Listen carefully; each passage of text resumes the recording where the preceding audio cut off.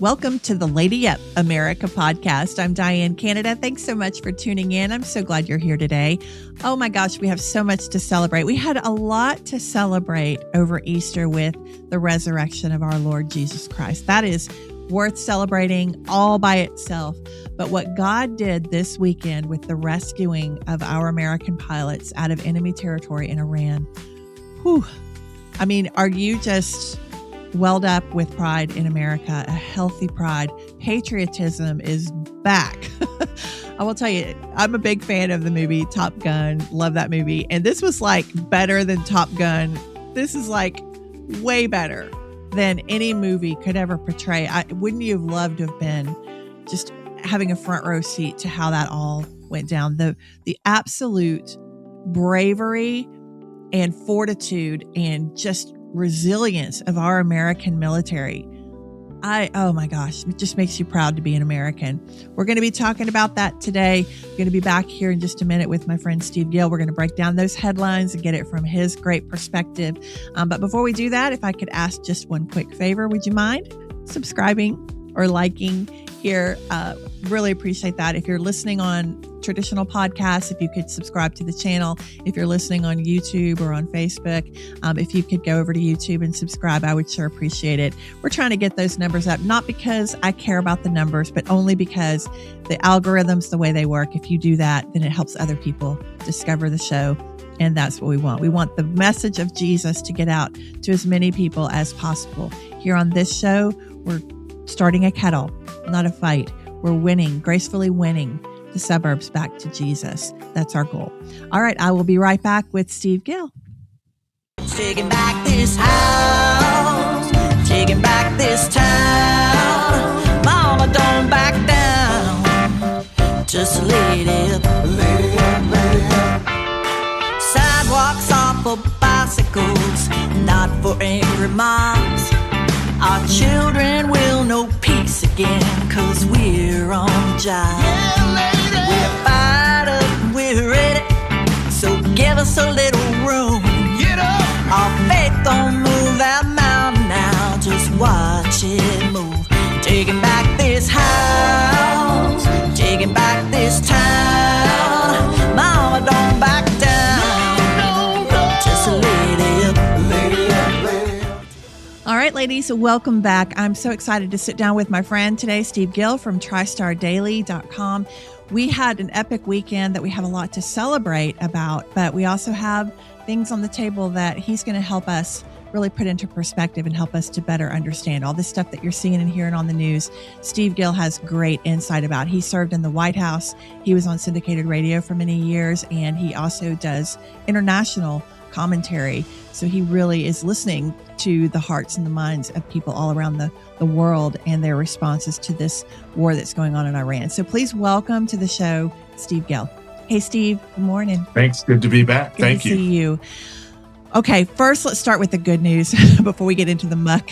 I mean, what about that rescue on Easter of that second pilot? I mean, that's, you know, somebody's going to make a movie about that. That was like a serious Top Gun moment. Was that?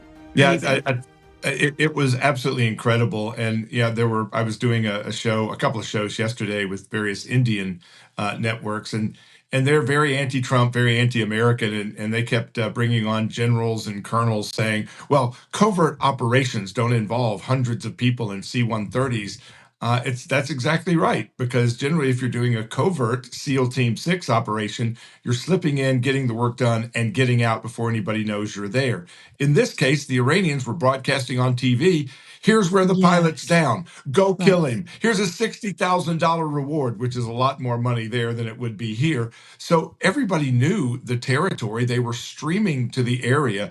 So what had to be done was not slip in, slip out with covert forces, but go in with overwhelming force which is what we did. I mean, we had A-10s flying over, eradicating the besieged fighters as they were heading to try to get too close to our pilot. We had cryptic warfare going on to distract them. We had the CIA trying to point them in a different direction, so they were also rushing to other areas in Iran, thinking that's where the pickup was taking place. It was brilliant at every level, and it was phenomenal that it was able to be done in such an incredible way, so deep in enemy territory. And yes, a movie won't do it justice. But unfortunately, you've got now the conspiracy theorists who are saying, oh, this was a failed mission because the real mission was to go find the uranium and take it, because one of the uranium sites is apparently 50 kilometers, 50 miles or so from where this took place. And as I pointed out on one of the Indian networks, so you're telling me you actually believe that we faked an aircraft shoot down, placed our pilot nearby so we could pretend we were there to rescue him when our real focus was to go try to find uranium. If you believe that, I've got a bridge in Brooklyn I want to sell you. Oh my gosh. It's like no matter how epic Trump performs, the Trump administration performs, it's like they just find some criticism of it. It's like they are immune to celebrating any of our wins. Well, in the New York Times this week, heralding that Iran is one of the new world superpowers. It's like, really? Navy. Are you that lost in your Trump derangement syndrome you can't see reality? And again, when you look at this rescue of this pilot, and those that are criticizing, well, we lost 2 C-130s. It cost $200 million in equipment.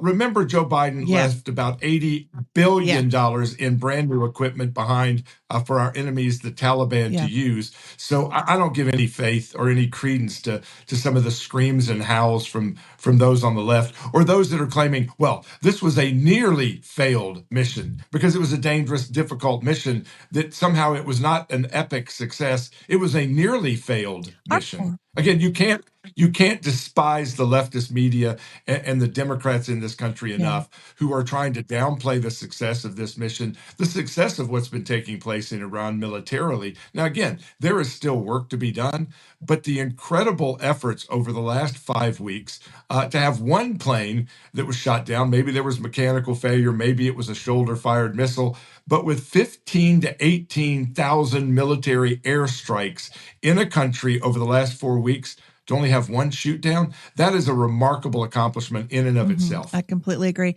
And our poor military having to be, subjected to such terrible statements. I'm sure the people, the men and women who served in Vietnam, I'm sure they felt the same way. And in a lot of ways, luckily, in this day and time, hopefully a lot of us learned from that. But we have so much more support here, it seems, than those critical voices. But still, I hate that they're subjected to any of that on the left. Well, and I've done a lot of international media, as you mentioned, over the last several days: India, London, Moscow, Cairo, Dubai, Doha. I mean, it's been all over the place. And what strikes me is not only our media in the international arena, who were gleeful at the fact that a plane had been shot down and that pilots were missing. They were gleefully repeating the IRGC Iranian propaganda that the pilots had been captured by Iran, that this was a black mark for the U.S., that this turns the war in a completely different direction. It means the U.S. has lost this war. They were gleeful in that kind of reporting, and now are really kind of downplaying the success. But our own media here in the U.S. were the same way. It was kind of like, oh, well, this completely turns the tide in the war. It means that we've lost. This is a dramatic loss for Donald Trump, that a plane has been shot down and a pilot may have been captured by the IRGC. They were literally gleeful, pulling against us, pulling against that warfighter. And I think, again, we can't be disgusted enough and disdainful enough of the left and the media in this country as they are showing their true, not just anti-Trump, but anti-American colors. Well, we know we know the real spirit behind it. It's the spirit of the enemy, of the spiritual enemy. We've said it over and over that it's a spiritual battle. That's the only way you can even process such a thing. And we just see it playing out on full display now. So now that we are looking, that's a good segue then into what's really going on in Iran now, with Trump having this deadline for 8:00 tonight. And he's already been busy. Tell us, kind of bring us up to speed on what he's been doing since that rescue. And then what we're looking at with this deadline. First of all, Trump's blunt language, calling the Iranians, the B word and dropping the F bomb and those kind of things, I think reveals his frustration of having to deal with an Iranian regime that will not let getting their butts kicked change their cultist approach to keeping the people of Iran crushed, oppressed, and murdered as they continue to hang and murder and kill those who dare to speak up against the regime. So I think President Trump is rightfully frustrated, and I think there are two other issues that drive part of that frustration. Who do you deal with? I mean, when you have killed the top 600 military, intelligence, judicial, political leaders, who do you talk to try and reach a resolution? There's nobody left that you can say, okay, you're reasonable. Let's reach a reasonable conclusion, because what we're getting from the Iranians still is the same demands they made at the very beginning. They've not moved their posture one iota. And I think that's frustrating, obviously, the Trump administration of who do we talk to? How do we end this? Because who do we negotiate with? There may be some uranium under, mountain sides that have been bombed into oblivion that can ultimately be retrieved. You have to have a regime that's going to turn that over, allow us to go in and get it and remove it. But right now, they can't continue to develop nuclear weapons, which was one of the priorities. It'll be a long time till they can resume that kind of effort, if they ever can. Second, it was to diminish their use of ballistic missiles, that they were lying, as this regime has done constantly, and saying, oh, our ballistic missiles can only travel 2,000 kilometers. And then they started firing them 4,000 kilometers, which means they can reach Europe, which underlines why our so-called allies in NATO are letting us do the heavy lifting, while they are literally at risk of these missiles striking Berlin and London and France, and yet they're wanting to stay on the sidelines while we do the heavy lifting and take the heat. The third objective was to diminish the financial resources of Iran so that they couldn't keep funding the terrorist activities of Hezbollah, Hamas, and the Houthis. That has essentially been accomplished, and their economy is about to be, drained completely, where their ability to not only fund outside terrorists, but also their own regime is being degraded literally by the hour. So that part has been won. Now, again, winning the war is difficult. Winning the peace is even more difficult, and the continued threats to the Straits of Hormuz and to the oil resources that flow through that area is still a challenge. But that's what we're seeing today, is that they are literally hitting Karg Island, which is the main repository of the Iranian oil industry. 90% of their oil flows through Karg Island, through the transmission there, through the storage facilities, through the docking facilities. U.S. forces have been bombing the platforms and the landing facilities there, not the actual oil production, because President Trump has been very clear that as he's bombing bridges and power stations and water stations, he's degrading the ability of the Iranian government to operate as a civilized government.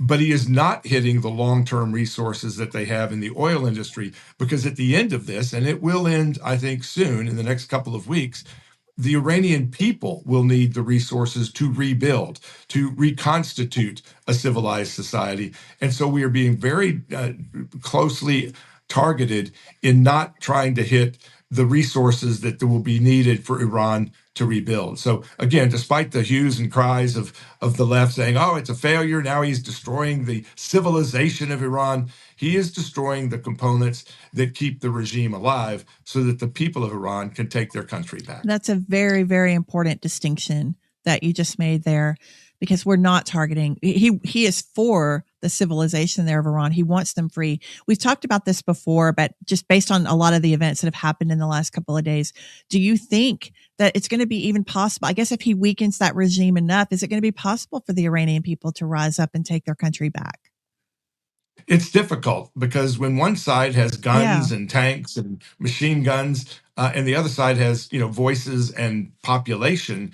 It's an unfair fight. That's why we saw 45, 50,000 people killed in the streets. And again, I find it remarkable that we have those in the left, in the media, and in politics screaming about Trump's coarse language, who had no problem with the Iranians Yeah. killing 45, 50,000 innocent civilians, Oh, who are still hanging and killing and executing oh, 18, 19-year-olds for daring to speak up. yeah. So when you start to put the balance of which is worse, Trump's F-bomb or killing thousands, tens of thousands of innocent civilians, I'm going to side with Trump on this one, even though I don't like Yeah. his language. Yeah, me too. I think, again, you have to look at the big picture of depriving Iran's ability to threaten the entire region. They've been holding the Straits of Hormuz hostage for a long time. The constant threats, whether it's the speedboats going out and attacking tankers, whether it's charging $2 million transit fees, fueling the money that they were getting that allows many of their sons and daughters and nieces and nephews to live in the West, who are now going to be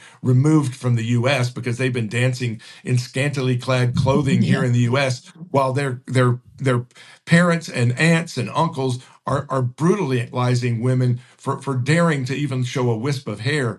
The fact that we've been letting them use their funding to provide a lifestyle that they don't allow in their own country is, again, despicable and disgusting. And I think we're getting ready to deport about 4,000 of the regime's kids, nieces, nephews, and family members from the U.S. and send them back home where they can be wearing the burqas or being thrown off buildings like those in Iran who dare to challenge the oppressive administration there. Yeah. I wish we could round up a bunch of the progressive left too and send them with them. At this point, they'd be singing a whole different tune. They even spent one day over there.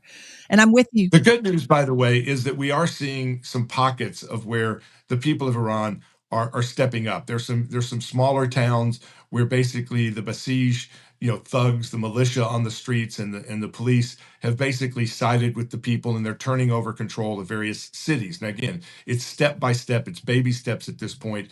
But as we see that progress, the regime is going to find their own resources limited, and at some point, some of these besieged warriors and military personnel are going to decide this thing's lost. Do I want to be on the winning side or the losing side, being the last man to die for this theocracy? I think, again, you're going to start to see this regime crumble on the streets and allow the people to have more capacity to take control of their own futures, which is what we should all be hoping for, not sitting on the sidelines just saying, oh, it's sure sad how they're being treated. I agree. So a couple points on that. One, I agree with you about Trump. The frustration, I cannot even imagine. This man literally has the weight of the world on his shoulders. I cannot even imagine how frustrating it is for him to be dealing with such evil. It's like they're playing the worst game of chicken over there with him, even though they've already been so decimated. They just will not relent. And yet he knows that on the other side of that are all these people that could suffer because of their ignorance, because of their stubbornness and defiance. Again, that spiritual warfare. But the other part of that I think might be interesting to think about is just like us in America when we rose up against that British army, with so many people in Iran having converted to Christianity, there's such a strong underground church there. God's providence is on them too, and so maybe even though it is an unfair fight, maybe we'll see that same spirit that rises up in their favor. Maybe God will do some miracles there and let them take their country back. I would love to see that. That's a great point. One of my Iranian friends pointed out yesterday that we do not understand here in the West, here in the U.S., that the Iranian people have been subjected to this theocracy, to this radical Islamist agenda. They hate Islam. Yeah. They are not wanting to be a part of that. They did not embrace it. It was forced upon them 47 years ago. So the idea that somehow, like Afghanistan and Iraq, where you have the Shia and the Sunni that are still battling within the Islamist agenda. These are Persians. These are not Arabic. They are not at heart Islamist in the same way that we see in some of these other countries. And I think, again, once they are freed from the oppression of this Islamist theocracy being forced upon them at gunpoint and at threat of their lives, I think, again, we will see a very different Iran in 5 years than we see now. It'll go back to where it was literally a glowing opportunity of both prosperity and freedom and choice. And again, you look back at the pictures in the early 70s and mid 70s before the Ayatollah came in, promising a progressive agenda, and then imposed the theocracy of radical Islam upon the people at the point of guns. They're going to choose their future in a different way than we've seen, I think, in some of these other Islamist countries in the Middle East. Trump is giving them every opportunity. This is the opportunity of a lifetime. This is their chance. This is a run for the gate chance, so I sure hope they'll take it. I know God will be with them. Those people that have converted to Christianity, especially, that there's power in the name of God, in the name of Jesus. So I just am going to hope and pray. And I think we all should hope and pray that they will rise up and they will overthrow this and take their country back. It's so good. By the way, one of the greatest images I've seen lately is President Trump at the Easter egg roll at the White House yesterday, standing flanked by Melania on one side and the Easter Bunny on the other, giving an Iran war update. I mean, it was surreal.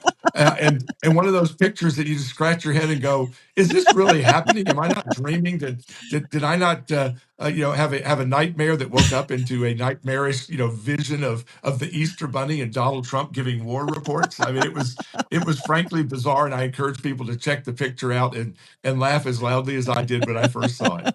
That's awesome. I haven't seen that yet. I'm going to have to go back and look that up too. Thank you so much, Steve Gill. Ladies, please go to tristardaily.com. Get your news there from Steve. You can trust him and his team. And Steve, we appreciate you as always. Thank you. And we'll see you next week. Thanks. Have a great week. You too. It's tea time. I hope you'll pour yourself a nice hot cup of tea and join me. I am drinking chamomile, this vanilla chamomile with a little honey in it. I always come back to this. I just love it. I'm not so super experimental when it comes to hot tea. If you are, let me know what you're drinking in the comments. Maybe I'll try it. I'm just such a creature of habit. I know what I like and I come back to it. Even when Brian and I go out to eat, I always get the same thing. We're going to a certain restaurant. I know what I like and I look forward to eating it. But tell me what you're drinking in the comments and maybe I'll try it. The whole purpose of this segment is for us to get and maintain our spiritual balance, no matter what's going on in the news headlines. Because if we are spiritually stable, then we are a whole lot more attractive to the people that we encounter in our neighborhoods, around our own kitchen table. We can attract people to Jesus because they want that peace and stability that we are exhibiting, that we have. Can't be something manufactured or conjured up. It has to be genuine. It has to be authentic to us. How do we do that in a world that's completely chaotic, in a world that just seems to be going down by the head?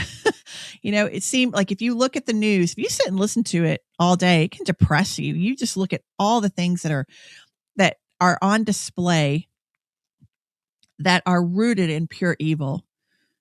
It could be if you don't know Jesus, that could be very, very depressing. Thank God we do know Jesus. And so we can put things in perspective. We can keep things in context from that eternal lens. And that's what we have to do. And that's my goal here, is for us to completely reinforce that every week with each other and say, okay, I know how it looks, but we know the one that's ultimately in control. This world is sinking sand. This world is the devil's playground. He was given authority and dominion over this world. Now, as Christians, he doesn't have that over us. We actually have authority over him, but he's got authority and dominion over this earth. And we, as the church, are the ones that are to stand in God's authority and push that evil back, push it out. God obviously intervenes at times, but we have so much more authority than we realize, but so many people don't know that. And that's been a real source of frustration for me. I got to tell you, especially lately, when we see so much evil playing out that's not necessary, but we, the church, are yielding to it. We're giving it the free run because we don't understand our authority in Christ, and we certainly are not wielding it, most of us. So I want us to, in this podcast, I just want to encourage you to do more of that and walking you through little by little, drip by drip every week on how to do that. It's so important. We see evil increasing in these last days, just as Jesus told us that it would. So it shouldn't come as a surprise to us as we near the end of this church age and Jesus is going to come back for us in that rapture. we know that evil has to increase. So this should not shock us. We should be going, okay, it's right on schedule. It's right on time. Because as that evil is increasing, so God's also developing Christian leaders, probably even in you. The fact that you're even listening to this podcast tells me that you have a desire to be rising up and pushing this evil back. We know it's not right. We know that we can't just lay down and take it. Will you stand up? That's the question. You can listen to me, but will you actually apply, what we talk about here in your own life? Because we as the church, we have so much power. And like I said, I've been frustrated that more of the church is not walking in it. It's like we're just observers. We're sitting up in the stands and watching this play out when we could actually be on the field pushing it back. And I've struggled with that lately. I'm having to constantly check myself, because it would be very easy for me to get worked up and angry at my brothers and sisters in Christ for not having the same passion and zeal to get out here and push this back as me and a lot of the people that I run with do. God's raising up people with hearts of David that are running to the battle line and saying, I'll take down that Goliath. I'll take him down today. The birds of the air will feast on him today. There's a lot of us that have that spirit where we're running and saying, no more, enough. You've taken enough territory, enemy. We are pushing you out. But there are a lot of spectators, a lot of people sitting back, going like, okay, you go get them. You go do it. But they don't want to be the ones on the front line doing it. And I get that. And maybe not everybody's called to do that. But you don't have to do something so dramatic as try to physically go take down a giant. But in our spirit, we need to be standing up. In our neighborhoods, around our kitchen tables, we need to be standing up. And we're even chicken to do that. And it's got to stop. So that's the whole point here, is get our emotional and spiritual stability, no matter what's going on in the news. Let that light a fire in us to trust God enough, deepen our relationship with God enough where we can trust him to then take the stand that we should rightfully be taking as a Christian and push this evil back. We're not going to stop it. Devil's got a foothold. He is the ruler of this earth. And in order for Jesus to come, all these things have to play out. But there is a lot we can do. And the main thing that we can do in these last days is win as many people as possible to Jesus, so that when he does come, we are taking more of them home with us, and less of them are perishing. That's the real fight. That's the real stand that I can see. I think as far as the government goes, as far as politics goes, all that kind of stuff, I think that's going on its natural course, on its natural path. We definitely need to show up at the polls and do our best to push that back too. But the real battle is the spiritual battle. That's the one that we need to understand, the real enemy that we're fighting, and it's Satan. He drives a lot of these demonic policies and a lot of these demonic people that are in our government, a lot of the demonic forces around the world, like what we see in Iran, this tyrannical regime. It's all evil. It's all driven by that spirit of Antichrist, that spirit of evil. So we need to understand who our enemy is. I want to paint this picture that I've painted in the past on previous podcasts. It's worth revisiting, that pure holy God is kind of like a pure glass of water, straight out of a mountain spring, right? Uncontaminated, just full of nutrients, full of purity.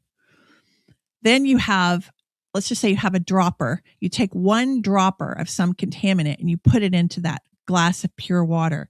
It contaminates that entire glass of water, right? That water will never be pure again.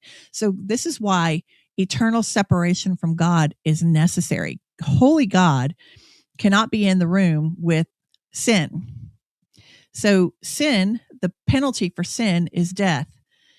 Death is eternal separation from God. Yes, hell is a real place and it's horrific, and you're going there if you don't know Jesus. That is just because of the natural order of things. That is the default destination for sin. But just as he displayed and reminded us this past Easter weekend, he came on a rescue mission for us. Jesus did, to redeem us back to the purity of God. So he came and lived a sinless life. He was unblemished. He had not one imperfection in him. laid down his holy, pure body, his holy, pure blood for us as the purifier between us and God. Only Jesus's blood, that standard of perfection from God, could purify us back to the Father. So when people say to us things like, there's got to be more than one way to heaven, or a loving God wouldn't send us to hell. No, he will. He's not sending you there. That's just the default trash chute for sinners. He loved us enough to send his son to come and redeem us to him, to purify us. And so when we believe on Jesus Christ and we believe in his atoning blood, the spiritual currency is blood. In order to buy something in the spiritual realm, you have to buy it with blood. Just like in the natural realm, if we want to buy something, we buy it with money. Blood is the currency in the spiritual realm. Jesus gave it up. He paid our way to heaven so that we could be then seen by God again as holy through that purification process in Jesus and be eternally with him, not separated from him. So it wasn't like some spiritual ultimatum that God's saying, Lord up there lording and saying, do all of these things to worship me or else you're going to hell. That's not the heart of God. God's saying, I created you. I love you. I want to spend eternity with you. Accept my grace and my mercy, what I sent my son to do for you so that you can be with me and you don't have to go to hell. That's the Spirit of God. So once we understand that, then we want to attract people to him because we understand how serious eternal separation from God is. So in our homes, like I said, around our kitchen tables, in our neighborhoods, we need to be so mindful of God's grace and of his mercy and doing everything we possibly can to share that and show that to other people. This is why I have to really watch myself and getting frustrated with them, because if I'm frustrated by their blind eyes, the fact that they can't see the seriousness of that eternal separation, then I'm going to have that vibe of pressure when I'm talking with them, and that frustration of me just wanting to shake them and go, why can't you see this? Right? They're not going to receive that well. So I can't stress enough how important our spiritual stability is, no matter what's playing out in the world. So we can look at all these news headlines, these things that are going on in Iran, and we can say, yep, right on schedule. We don't ever want to see anybody suffer. I don't want to see anyone in any of these countries suffer. I hate seeing people in our own country suffering. But the eternal perspective is that suffering is not the worst thing that can happen. Even death is not the worst thing that can happen to us. Eternal separation from God is the worst thing that can happen.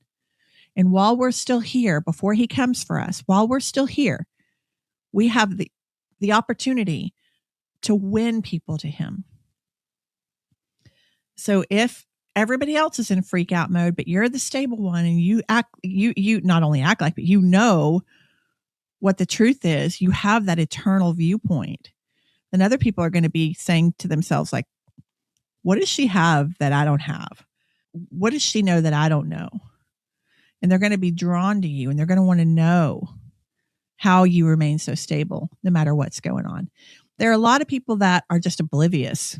A lot of people that have no idea that there's even a war going on in Iran right now. They're so caught up in their lives, like, when's the next ball game?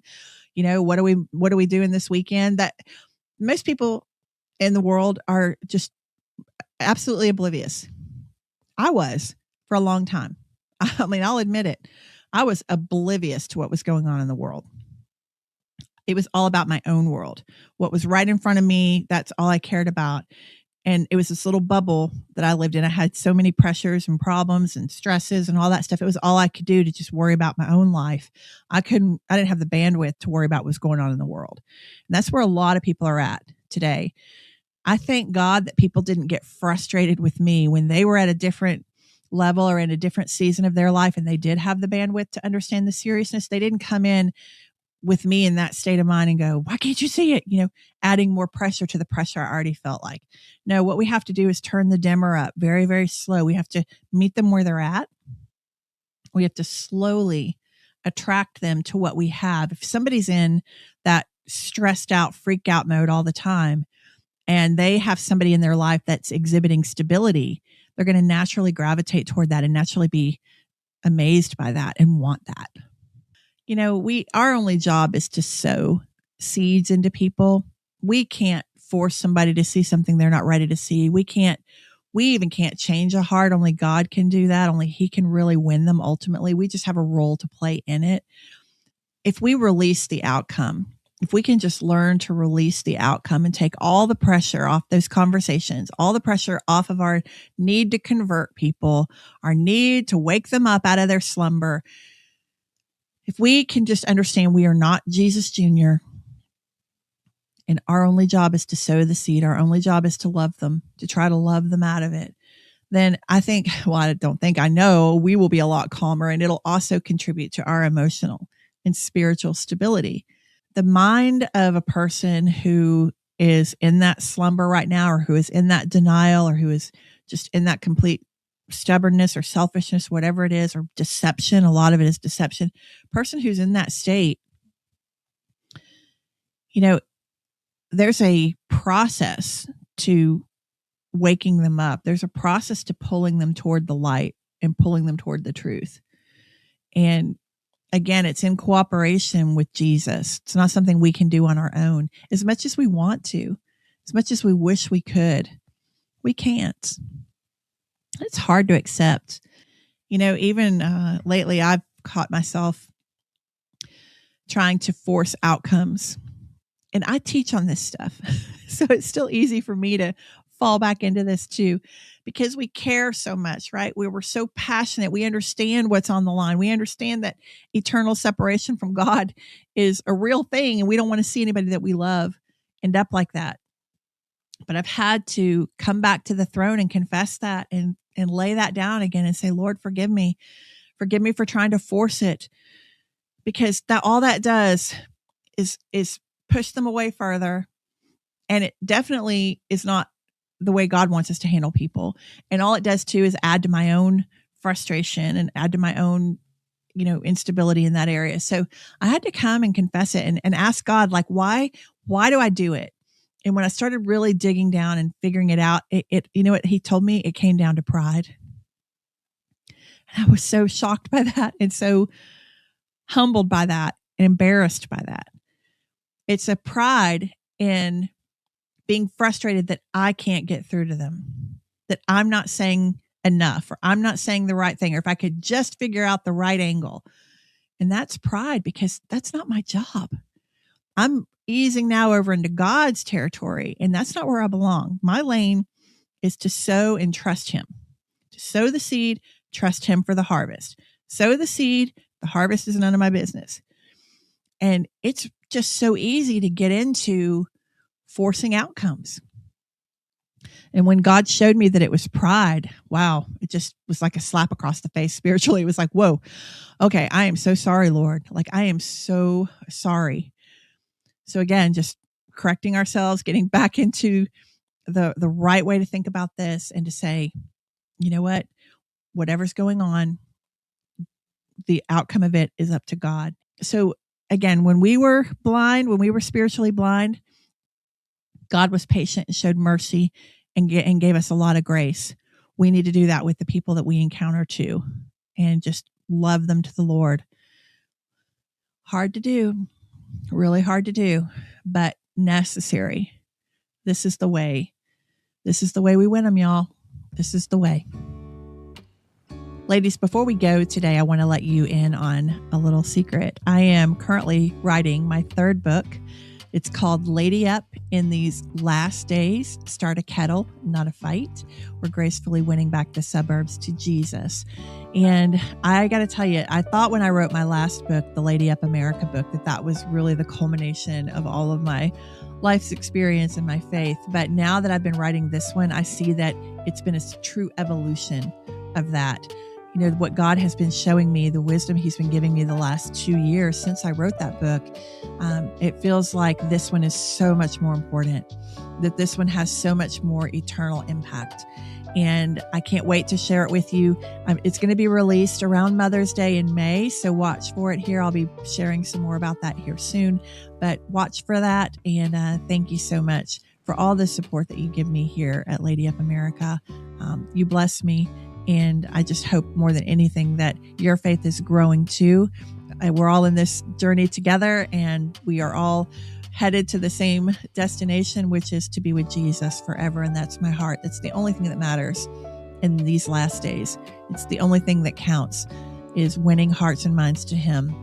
Thank you for tuning in today. Really appreciate it. I will see you back here next week. Lady up.